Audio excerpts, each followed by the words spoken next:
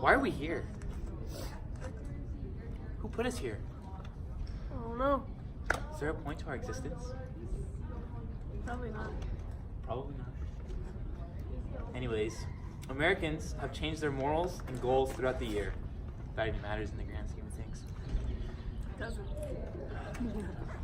Many historical and social events have impacted generations. The American dream and women's rights suffrage both culturally affected Americans, and civil rights in World War II affected Americans historically. One of the stories that we picked was Speaking of Courage, and in the story, it's just talking, or in one of the parts of the story, it's just talking about how when the soldiers come back from war, like, they just, like, want to talk about the war or just talk to people in general. And then also, one of the quotes or evidence from the story about that is, how would you like to hear about the war? And then another part is how the soldiers feel like they're not heroes and how they feel like they could have done more.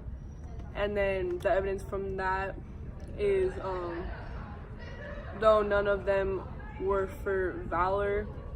And then also it's, I almost won the Silver Star, so he was just talking about how if he would have like done something more or done something different, then like he could have done that, even though like he had enough courage to even go to war in the first place. The next story that we got was the yellow wallpaper, and a quote we found was, if a physician of high standing and one's own husband assures friends and relatives that there is really nothing the matter with one but temporary nervous depression, a slight hysterical tendency, what is one to do?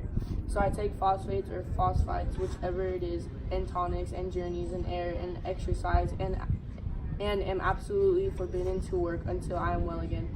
Personally, I disagree with their ideas. So this is just saying like how everyone, like her family and her husband, were saying that she was sick or depressed, and she didn't agree with like what they were saying, and like this shows how she was trying to be independent and for herself, and it shows how in those times women branched off and like showed independence and questioned like their authority and men. In The Great Gatsby, there's a main part where Gatsby has a lot of money, and you know, we read that, and he covered up a lot of things with his money. So one big like rumor and like feature of the book was that every time he thought he'd be in trouble, he would always like fix it with money. But there were a lot of rumors about him, that he killed a man, that he was a cousin of Kaiser Wilhelm, that he served in the army, that he was just an entirely different person. But because of the American dream and people's goals, they only saw it as what people wanted them to see them as. So using money and using manipulation to convince people that he was perfect.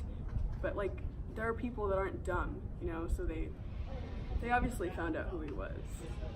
Fall for his little shenanigans. So it really affected the way that like people thought in the societal norm.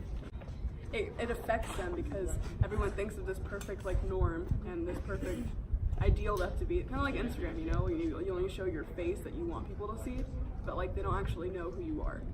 So it affects them by being fake, basically. Culturally, the civil rights movement had very significant impact on Americans. It showed how Americans could come together and fight against a singular evil cause.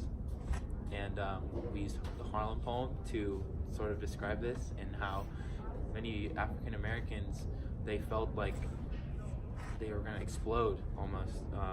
Maybe it just sags like a heavy load, or does it explode? It refers to how civil rights it's been kept inside themselves for so long, and it's been such a deep, dark evil from our nation that like if we don't mention it soon, we would collapse as a nation. And so Americans had to come together and fight that, and it had a sort of a twist on how Americans used to like love old-fashioned stuff, and they would not want to advance, but now we had to advance, and we had to make our nation better. That's sort of a way the American dream was changed. The article we found on women's suffrage in the 1800s was talking about how like women back then were often like overpowered or shadowed by the men, like by men, and it affected women now because usually women now want to be independent and like they want to branch out to be like their own person, and they don't want to be like in the shadow of men. And so